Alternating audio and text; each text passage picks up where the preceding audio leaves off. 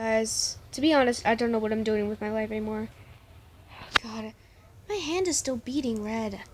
It's only been like a second since I recorded the last video, trust me. I'm not kidding. Aren't you getting the slightest bit annoyed with how long this has been lasting? Making fun of us like the same sex, Mark asked, pretending as if you were me and you began to date a boy. Your friends stopped being your friends and you realized that you were never your friends or good people to begin with. Then you get constantly relentlessly tormented by them. They make fun of you and your boyfriend just because your sexuality. Tell me, how would that make you feel? Jared walked away after Mark said that, not bothering to answer. Lunch was horrible. Jack didn't eat, neither did Mark. Emmett ended up approaching Jack. Can we talk? Jack nodded. Jack got up and left with Emmett, Mark just staying at the table. What do you want? Jack asked Emmett once they went to say I'm sorry, Emmett said. I can tell that you're really happy with him. I was stupid of me to get angry for you for something that makes you happy. The way you look at him, the way he looks at you, it's obvious that you love each other. We do. Well, Jack said, well, I know it's probably too late to this, but I'm sorry. Jack stayed silent. He gave Emmett a cold stare. I'm not asking you to forgive me. I'm just asking you to consider forgiving me. And he walked away back to the cafeteria. Jack, too, went back inside and went back to Mark. He apologized. Did you forgive him? Mark asked. He didn't really give me a chance to. The end of the school day came quick. After that, they had gotten bothered all too much by the bullies that day, either. Mark and Jack had gotten into Mark's car, ready to leave and go. There was a tap at Mark's window. It was Jake, Cody being right there, right behind him. Mark rolled down his window after putting his car in park. What do you guys want? Mark asked, annoyed. Jake said to say we're sorry. And you expect us to believe that? Jack said. I mean it, Jake screamed. Jesus Christ, Jake. Cody pulling away Jake from Mark's car. Sorry, Jake said again. I don't want to be like this. Mark, you know I have anger issues, right? Remember? I told you, you know that. You were my best friend until you left us for that freak you told me, Mark said, and don't call him that. I'm sorry. Jake said, tears began to fall down his face. Is he okay? Jack whispered to Mark in worried expression. He'll be okay. Sorry, guys, Cody said, Jake away to his car. Cody would soon help Jake into passenger seat and drive him home. Mark and Jack started holding hands and they drove to the school parking lot. I don't mean to pry. I mean, it's not really any of my business, but what's wrong with Jake? Jack asked. Oh, I hate that. He may be but I'm kind of worried about him. He has a lot of issues, Mark says. He gets it from his dad. Does he have an anger disorder or something? Jack asked. I hate that. Yeah, Mark said. That's exactly what he has. It doesn't really show very much, at least not at school. When we used to hang out, he'd get angry over the smallest things. Sometimes I feel really bad for him. He has it hard. His mom left when he was a baby, so his dad is kind of abusive. Not so much physically, but he calls him names and all around treats him like... That's horrible, Jack says. No one deserves to be treated like that. That's probably a big reason why he's such a jerk most times. He's not always like that, but once you get to become closer, he starts getting angry with me more. So it's my fault, Jack said. He was rude, trolling, not good friend to have, Mark said. Maybe in the future we can be future. I remember saying that. I remember people saying that. Future, like I think it was Jack or Mark. Can we be friends? Like, this is like so real because we're talking about Jack and Mark. I'm so sorry. I'm getting off topics. Or am I? I don't know. In the future, we can be friends. It's not your fault, Jack. It doesn't upset me that I'm not friends with those guys anymore. I don't like them very much. I'm sick of their... And you are too. I know you are, and I'm sorry I'm sorry about that. I'll take care of it, I promise. You're not going to take care of it alone, Jack said. I want to help. I need to help. They're bothering me the way before they started you. I have to help with it. We'll do this together. I love you, Jack said. I love you too. It's almost over, but something tells me I'm going to have to make it into another episode. Because it's my life. It was Friday. Jake was absent from school. Jack and Mark were actually worried about him. Jared and Cody and Tristan were all there, but no Jake.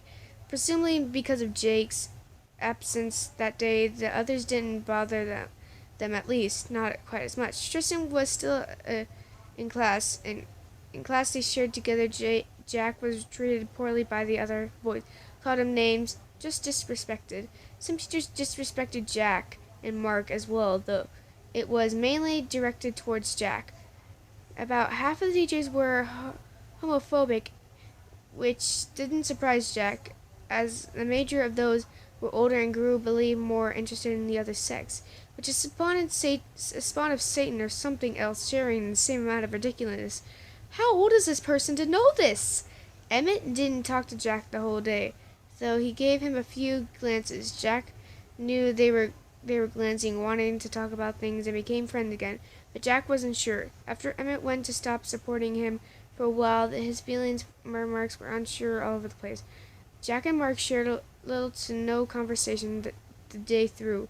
Their conversation constantly made of small talk. Jack didn't really know what to say to. Apparently Mark didn't either. After an extremely long day of surprising, tiresome, and boring days, all the final bell rang. Jack left his class and went out the front, waiting for Mark as per usual. It took Mark about 10 minutes to leave school. He appeared to be flustered, a bit angry. He saw Jack and forced a smile onto his face. He looked at Jackson and practically dragged him into his car. Are you okay, Mark? Jack asked. I hate that. Fine, Mark said somewhat angrily, pulling out of the parking space quickly, scaring Jack as he usually didn't drive too fast. Once they were out of the parking lot, Mark sped.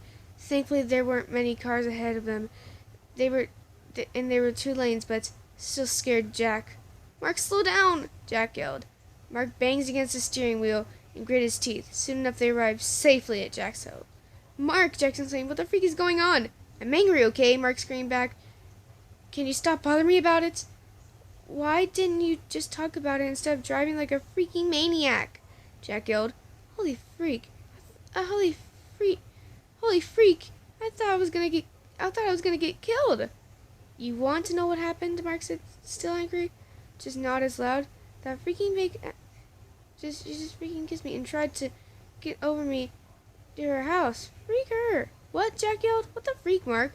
What are you yelling at me? I didn't do anything. I'm not yelling at you. Jack yelled. Well, technically I am, but just mad at what she did to you. Mark didn't respond. He ran his fingers through his messy hair. I don't know why she'd do that. His voice is breaking. She knows I have you. She's probably trying to end a relationship, Jack said. You know, she has the hots for you. I know, Mark said. But she needs to freaking leave me alone. I don't know why people are making such a big deal about us being together. It shouldn't matter who anyone's with, just as long as they're happy and I'm happy. I'm happy with you. I'm happy with you too, Mark, Jack said. I don't know why everyone's against us either. I didn't even do anything wrong, Mark said. Neither did you. Why do we need to get so much hatred being ourselves? I don't know, Mark, Jack said. I don't know. It's not fair. It stormed that night. It was 3 a.m. and the thunder clapped for the first time night. Jack shot up out of his bed. He was scared. The rain was pouring down and taped seemingly endless on the window. The room lit up for half a second due to the lightning, followed by a short another loud boom from the thunder. Jack was scared. He usually doesn't mind storms, but after everything that had been going on, he was scared that someone from school would have taken advantage of the storm and hurt Jack, or even worse, hurt Mark. Jack has a lot of irrational fears going through his mind, and when another thunderclap sounded, he jumped. He shook Mark awake. Huh? What? He said groggily, opening his eyes. Mark, Jack said, are you okay? Mark asked. He looked at the digital clock. It's 3:15. Why'd you wake me up? I'm scared, Jack said. Aw, Mark said, sitting up slightly and motioning for Jack to lay on his arms. Come here, babe. Jack lay in Mark's arms. You're gonna be alright, Jack whispered. Mark whispered. I said Jack, I don't know why. His voice raspy. After that, Mark just stayed in the comfortable silence, enjoying being close to one another.